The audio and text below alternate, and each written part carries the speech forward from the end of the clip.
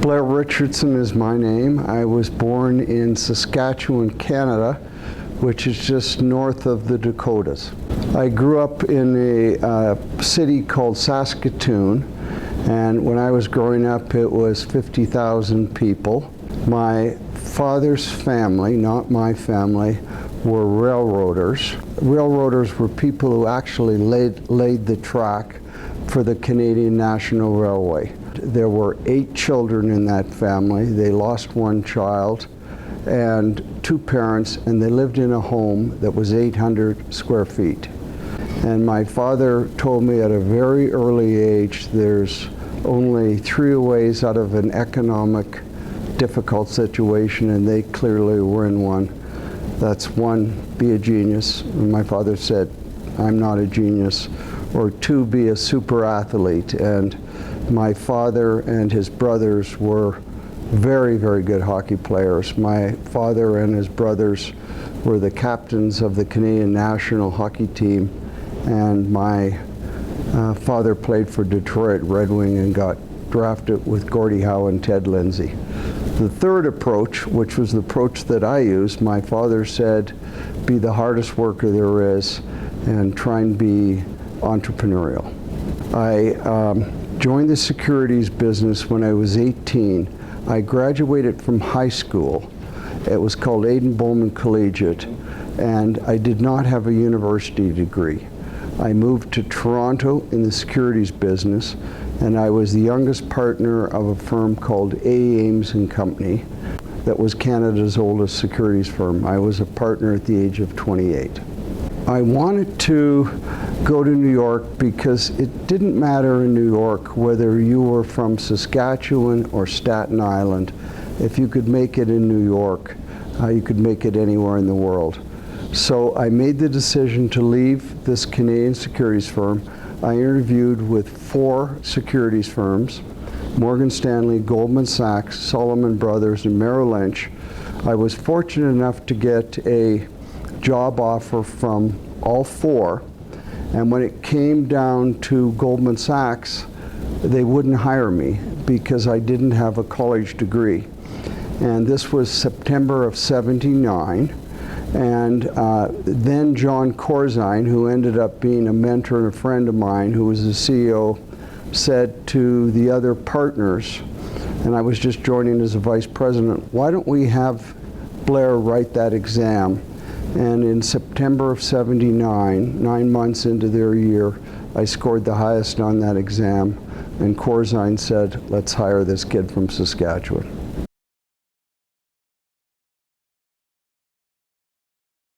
I was on the bond trading side, and back in those periods, interest rates were very high. Today, everyone's in the equity side of the business, but then everyone was in the fixed income side. And just to sort of lay out the framework, 15-year treasuries were almost 16%. So it was a very, very active time on Wall Street, and I was a very junior person working my way up at Goldman Sachs. What happened was Morgan Stanley made a decision to grow internationally. Goldman Sachs at that point was the strongest domestic firm in the United States, and Morgan Stanley had a vision of the international markets, China, Australia, Russia, and I was a Canadian, and so Russ Reynolds approached me on behalf of Morgan Stanley.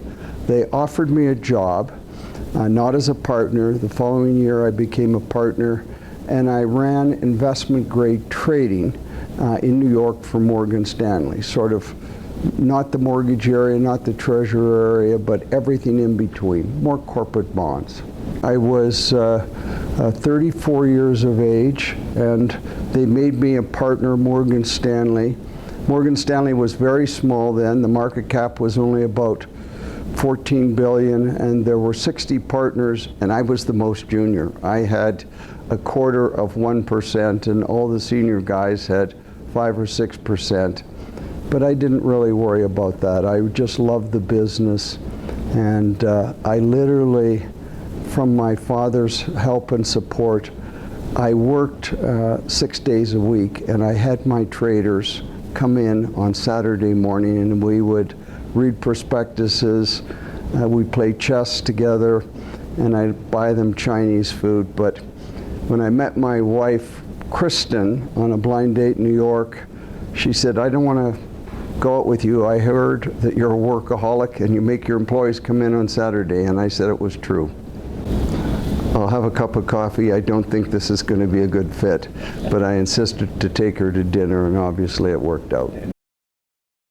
Morgan Stanley was really executing their plan to become the strongest international firm, and today of the big banks, JP Morgan and Morgan Stanley are the strongest internationally. So they moved me over to the equity division, which was really a great experience. It's more complicated. I've never met anyone who really understands the equity markets. You can kind of get your arms around the bond market, but the equity markets are so complex. So I moved over there.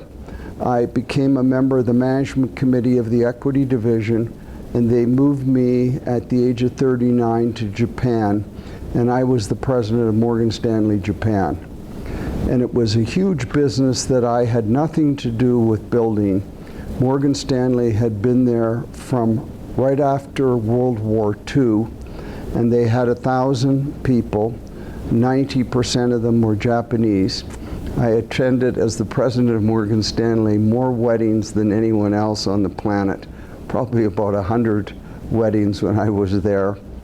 I really learned how to respect the Japanese culture and to understand it.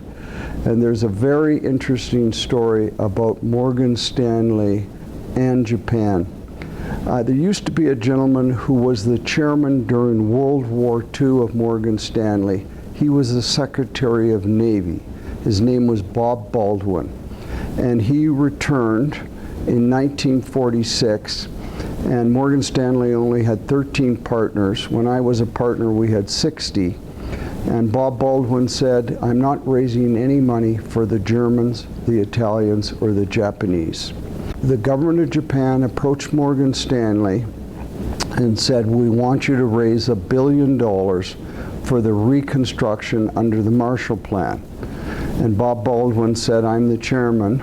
We're not doing that." And his junior partner said, "You should do this. It's a mistake." And they raised the $1 billion for the Japanese government and help with the reconstruction. So Morgan Stanley was exonerated in Japan because of that. And when Morgan Stanley, during the Great Recession, with all the investment banking firms, Goldman Sachs, Merrill Lynch, everyone nearly went bankrupt, Morgan Stanley had to find $10 billion to survive in 7 days. And the then CEO flew to Japan, and 3 of those banks offered Morgan Stanley that $10 billion. And so there was a big lesson in that, and I learned that and have a lot of respect and really enjoy Japan.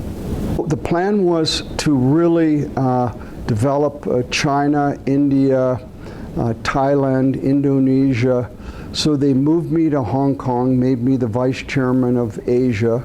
Japan still reported into me, and I grew Hong Kong from 100 people to 1,500, and I surrounded myself with very, very good people, and we won every single award. We became the IPO firm of the year in Asia, #1 in investment banking, #1 in research. We joined with the Chinese and formed a merchant bank, which became Civic. We put $100 million of our equity in, and when Morgan Stanley got in trouble, they considered selling that joint venture, and it was worth $2 billion. So we worked so hard in Asia. I traveled all the time. I was probably in India 20 times, Indonesia many, many times, Thailand, and in China dozens and dozens of times. We were the first American firm to join the Chinese stock exchange, and the CEO of Morgan Stanley would call me every week, and he'd say, "Blair, when that bell rings in Shanghai, it better be Morgan Stanley ringing the bell." And I would say, "John, we haven't got this." And he said, "Blair, Do you hear my message? And that bell rings. Morgan Stanley better be the first American firm, and we were the first firm in India.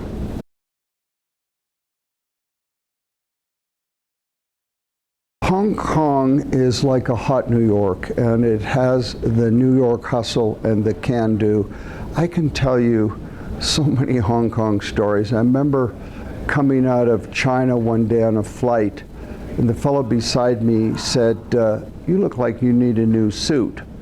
I said, "What do you do?" He said, "I'm a tailor in Hong Kong."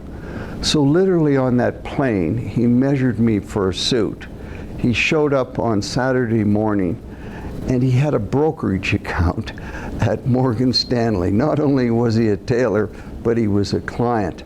So there was, in the handoff, there was very big concern of what Hong Kong was going to be like. There's 1.2 million people a day that come into Hong Kong.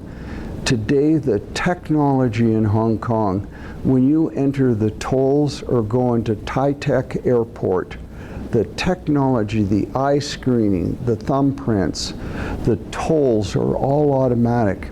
It is as clean as I've ever seen Hong Kong. Everything is efficient, and the Chinese are a serious competitor. Outside of Hong Kong, in a city called Guangzhou, which is 21 million people, you can take a rapid train there in 1 hour and 12 minutes. And if you're elderly, I got on the train for free. It's free. And here's the cost arbitrage that exists, and this is how competitive the Chinese are. A hotel in Hong Kong, a Four Seasons, is $800 a night. A hotel in Guangzhou, Four Seasons, is $200 a night. A Dave & Buster's in Hong Kong to take 2 of your kids is $125 for a day in Hong Kong, and it's $25 in Guangzhou. So Hong Kong is an exciting place. It's very dynamic. I was just there 3 months ago. I have lots of friends there, but it's a real wake-up call to America. This message that Trump is giving us about rare minerals and about the Chinese, it's really going to be an issue. The president of China has said that basically 24% of their workforce over the next 3 to 5 years is going to be affected by AI.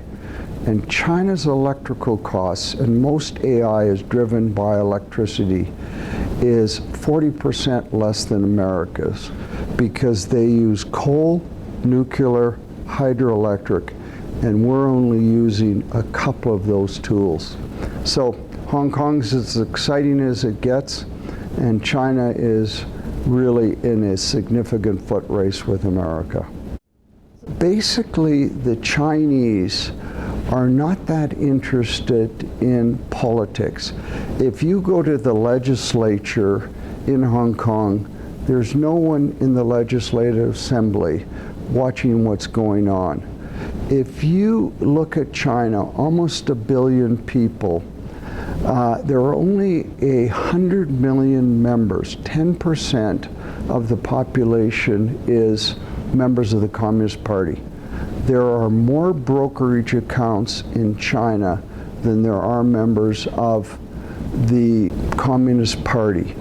The Chinese are interested in freedom of education, freedom of travel, and basically human rights, music, arts, things of that nature.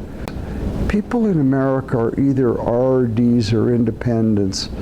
If you look at the American economy, we're basically a third government, a third military, and a third business. That's our pie.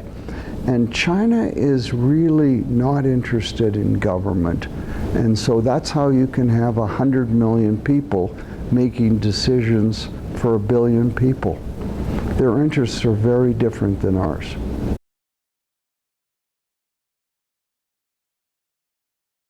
My next move was back to New York, and I was in the top 25 people at Morgan Stanley, and I wasn't going to run the firm. And I'd been very blessed by being an early partner. We'd IPO'd, and it had worked very nicely. My wife's a Midwesterner from Wisconsin. Her parents were both school teachers in Milwaukee, and I'm from Saskatchewan. And we'd always had these love of these ranches. My first ranch in Wyoming was the smallest ranch in Wyoming. It was only 25 acres, but I really, really love ranches, and I have a lot of respect for people who work on them. This is a hard life. And so my wife said, I know you're going to want a ranch. I'm not going to live in Billings, Montana. You'll be there by yourself. Find something cosmopolitan. And so we selected Denver. It couldn't have been a better decision. She's a Midwesterner, I'm a Midwesterner. I like the culture of Colorado so much. It's business suits with cowboy boots. It's a handshake's a deal. People are very, very open, very welcoming, and people were very friendly. We were very blessed. We moved into an area near Cherry Creek. We still live in the original house. We've got lots of friends, and we really enjoy Denver a lot. So I was trying to find what I wanted to do. I grew a beard, and believe it or not, I had a ponytail. And I read books on how to start businesses and how to be an entrepreneurial person. But I spent the majority of the time on the road with a guy named Jack Orr, who was associated with the Western Stock Show. Jack was the foremost ranch broker in Colorado, and all we did is drive around and look at ranches together, and he'd show me different types of barbed wire and different types of plant roots, and I learned an awful lot from Jack. And finally he found the Singing River Ranch for me, and he said, Blair, this is the most beautiful ranch in Colorado. If you don't buy it, I'm not taking you out anymore. And I ended up buying the Singing River Ranch. I sold it, and I wish I hadn't, but the only blessing is a friend by the name of Kent Theory, who's the CEO of DaVita at the time, ended up buying it with his wife, with Denise, so I'm happy that they own it, but it was a beautiful ranch. So I decided to go into business for myself.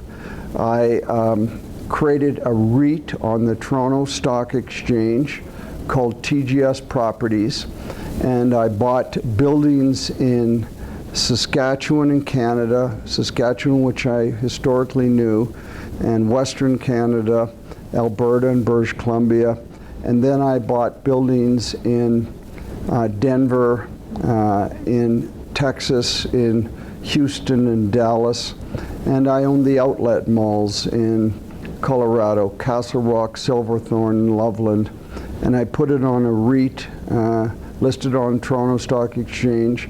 I duly listed it very quickly on the New York Stock Exchange, and I ended up selling it 4 years later to Great-West Life, and had a good experience for my investors and myself, and so that's the first sort of transaction I did. It was a good financial experience.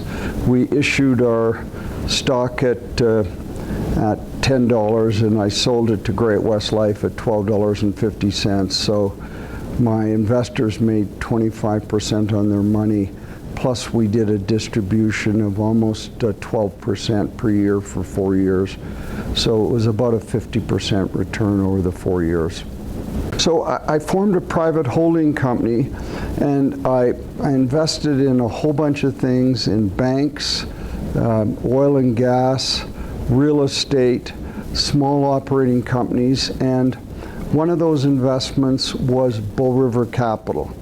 And I wasn't active in Bow River, I just treated it as a passive investment, and I didn't really focus on it, and it didn't grow. And so, like any wife of many years, my wife in 2017 squeezed me by the back of the neck, and she said, Blair, why don't you sell these 28 different companies that you're involved in and really focus on Bow River? You really like those people, respect them, and you know how to build businesses. And I sold off most of my businesses and focused on Bow River. At that point, we had $600 million of other people's money, and we had about 25 employees. Today, we have about $6 billion of other people's money. We have about $1.7 billion of debt, and we're just in the process of putting a business plan together to grow us to $10 billion, which will make us one of the largest asset management firms in Colorado. And 80 people really make Bow River. It's not me, it's about these 80 people who run it. I have 14 partners, and they are so capable. These partners could literally work at Blackstone or Apollo or Carlyle in New York. They are so talented. But below that, we have about 43 companies. We've had 90-some companies in our history. We have about 8,000 employees in those companies. So in what we call the rodeo region, which is our kind of branding story, the 14 western states anchored by Texas, and certainly Arizona, Nevada, and Colorado, we're an important employer. We try and grow these businesses. Some private equity firms come in, just cut costs. We have a completely different strategy. We go in and say, how can we triple that company? How can we add staff? How can we create jobs? And we've been very successful at that because of the very good people I have around here.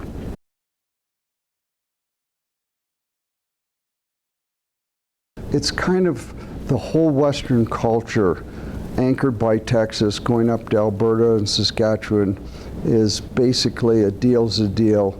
And it's a very different than the bi-coastal markets of New York, Boston, which are very important, now down to Florida and California, which is in a country of its own. We're sort of Western people.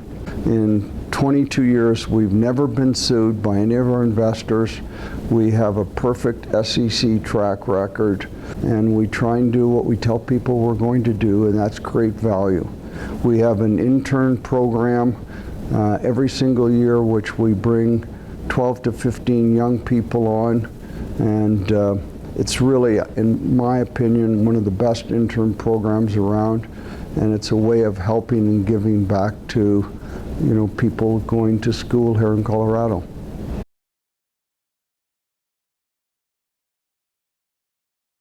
My wife has been very involved in education, and she was the chairman after Bruce Benson of the Denver Public School Foundation.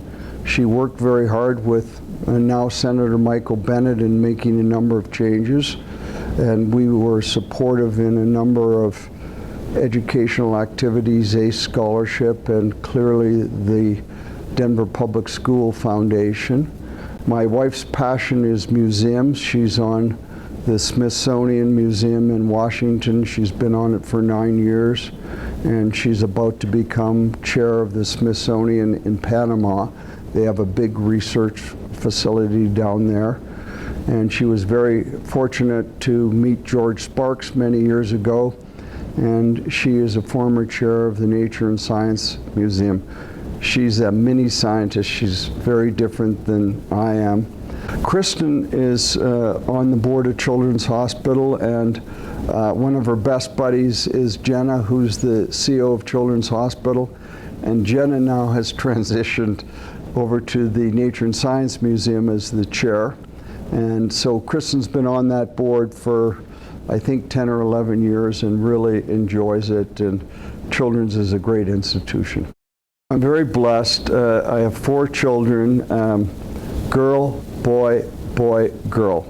And the oldest is 36, Devin, Zach, who's 35, Mac, who's 34, and Kendall, who's 32.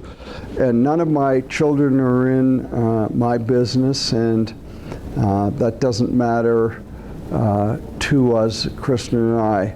We said to them, just do whatever you want. If you're a fireman or a violinist or a florist, just try and be the very best at it, and be a member of the community. Be a member of our family, be a member of Denver, be a member of Colorado. My kids are all hardworking. We don't view them as success or unsuccess on a financial basis. My daughter has a flower shop called Bee and Pollen, so I'm putting a plug in for her. She works very hard. It doesn't make very much money, and she said, "Dad, bugger off, I'm an artist. And you said we could be an artist." So as long as they work, and I'm very proud of them, they're all very hardworking. They're all very honest and ethical, and they love Denver, and they're parts of the community. Always try and eat together on Sunday as a family. It's hard now that they're married, and I've got one granddaughter named Baby Blair, and I'm having another one shortly, but it's important to get together as a family on Sundays, and everyone brings something, desserts or salads or cooking, and it's a good discipline.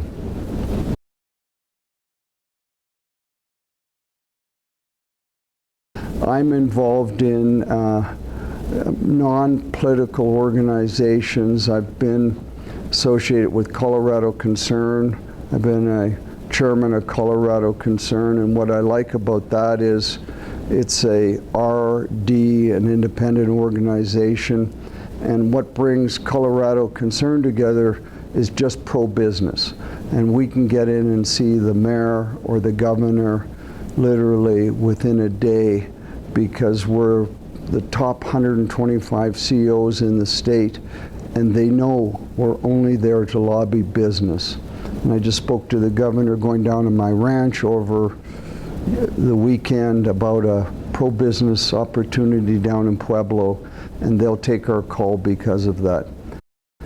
I've been on the board of National Jewish for many years. National Jewish was instrumental in helping me. I had some one point serious respiratory issues when I joined in 2009. I had none, and maybe it's part of the ethos there, but I developed respiratory, and National Jewish helped save my life, and it was a serious call, and I'm very thankful for that. I was chair for 3 years when we did and I didn't do this, but Michael Salem, it was the CEO, did it. We did a joint venture with the St. Joe's hospital system, and St. Joe's was very, very good to us. They helped us. They had a big balance sheet. We had a small balance sheet. They helped us build our campus. Then someone had to leave the chairmanship, so I had to step back in again, but I love that institution a lot. A very large investor with me who was the lead portfolio manager named Helen Hayes, and Helen has a very interesting story. She was Chinese American. She grew up in Mississippi. Her father was a university professor in Mississippi, and she watched prejudice at the highest level. I think Helen is one of 4 kids, and all of them are Yale graduates. She had the largest single portfolio at Janus 20 years ago. I think she managed 60 billion. Helen was really instrumental in growing Janus into a great institution. Anyway, she came to me and said, women don't have the opportunities to integrate into tech jobs, particularly women that are maybe divorced and have 2 kids and things of this nature. So Activate is a B Corp. It is a not-for-profit. It is a national firm that does very good work with women. And my favorite story to basically frame this is Helen took a woman who was 35 years of age, who had 2 kids, who basically operated the window at McDonald's, making $28,000. And Activate, before she went to work and after work, trained her in tech. And that woman today works for First Banks and makes $58,000 in their tech department. So when Helen came to me and said, I'm really interested in this, Blair, I need a lead sponsor, I sponsored Helen, and she's trained hundreds and hundreds of women. Several people who I see in technology around Denver have been through Helen's process. Helen she's only about this tall, she's all brain, and she's really accomplished a lot. And a number of people, including our neighbor, the Christian Jill Anschutz, have helped her, and it's a great organization. During COVID, we never really realized that the federal government was going to put so much money in the system. So I met with the governor, and we said the areas that are really under attack are women's businesses, small rural businesses, and businesses that have less than 20 employees, because the banking industry was pulling back, everyone was very frightened, and so we basically took insurance credits that the state had, we monetized them, and we created a loan program where these businesses, and I was the chair of that, where these businesses could borrow up to $25,000, and if they kept their doors open and kept employment in rural Colorado, women-owned firms and firms that had less than 20 employees, we helped them survive. And then the federal government basically sent not billions, but a T on it, trillions, into the states, and all these states became flush with money. But at the beginning, it was very scary for everyone. And the Governor Polis contacted me and he said, Blair, we need to help these areas, and so we created the Climber Fund. Kristen's focus is science and education. Mine is, I'm open to any good idea that a lot of it goes to the program, not to the G&A. And as everyone knows, you can call down tax-exempt institutions and find out what is going into the program. My donations are very different than Kristen's. Kristen's education, museums, that's her passion. And mine is, I'm open to any kind of idea that people have that it's not going into infrastructure, it's not going into someone's salary, but it's helping a concept. So I've done a number of different things, anywhere from skiing and snowboarding up in the mountains to helping streams in Colorado, and just as long as it helps Colorado, I'm very interested in it. I'm an easy sale.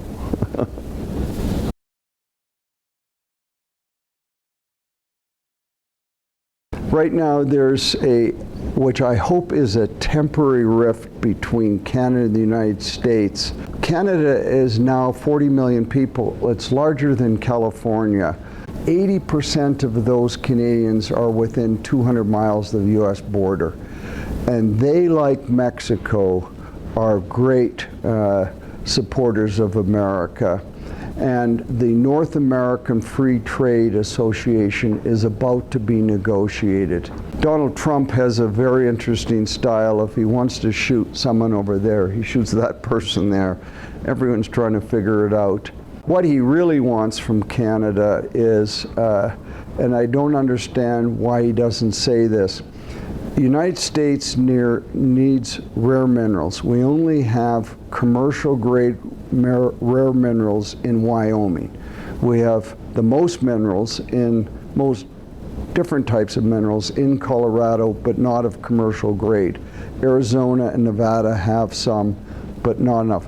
Canada has a formation called the Precambrian Shield, and the Canadians have been researching it since the 50s. It starts in Ontario, Quebec, Newfoundland, and obviously extends into Greenland.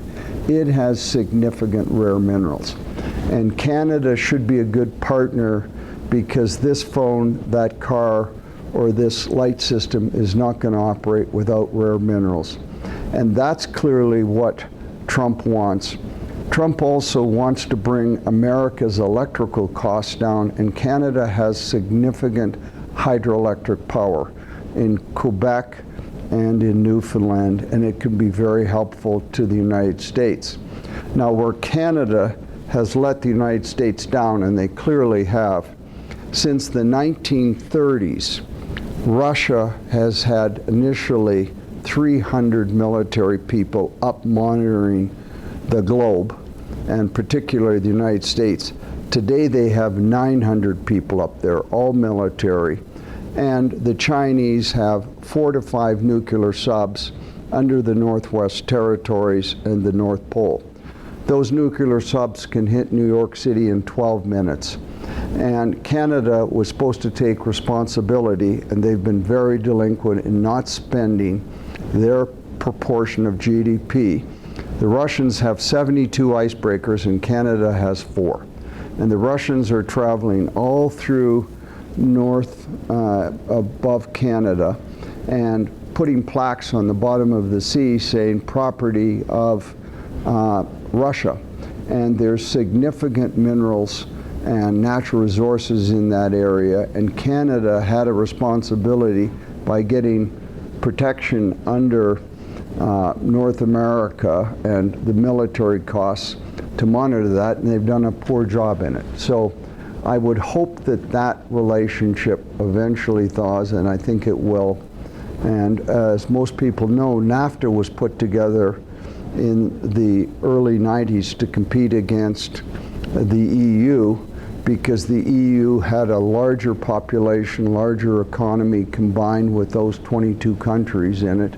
And Canada and Mexico were great partners, and hopefully that will be put back together.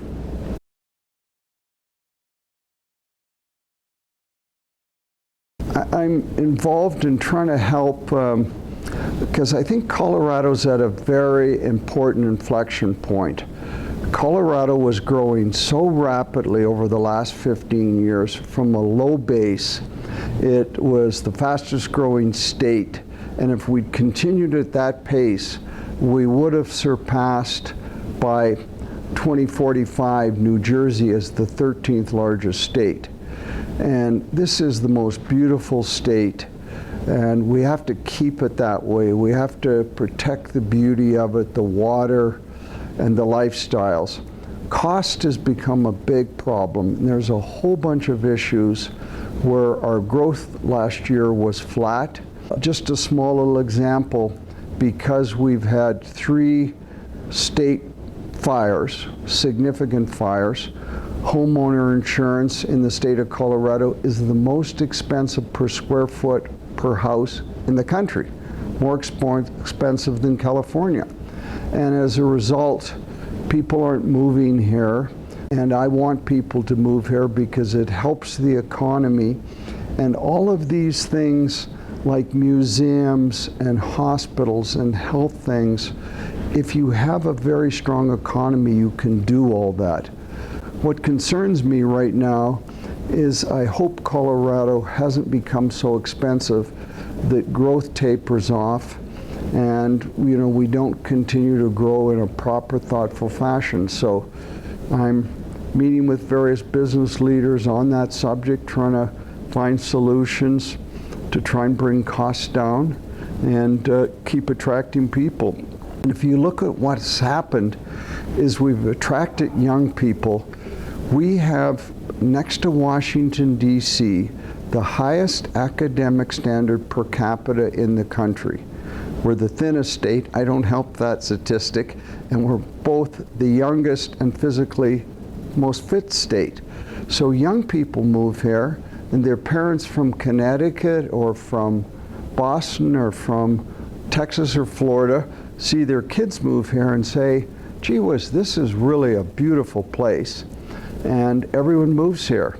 And DIA is a huge asset. When DIA was built, it was built for 55 million passengers. Last year we passed 78 million, and we're going to 100. So you can get anywhere in the country from DIA, and it's wonderful. So what I'm working on and what I'm focusing on is how to bring costs down, how to keep opportunities open, and how to keep our state moving forward.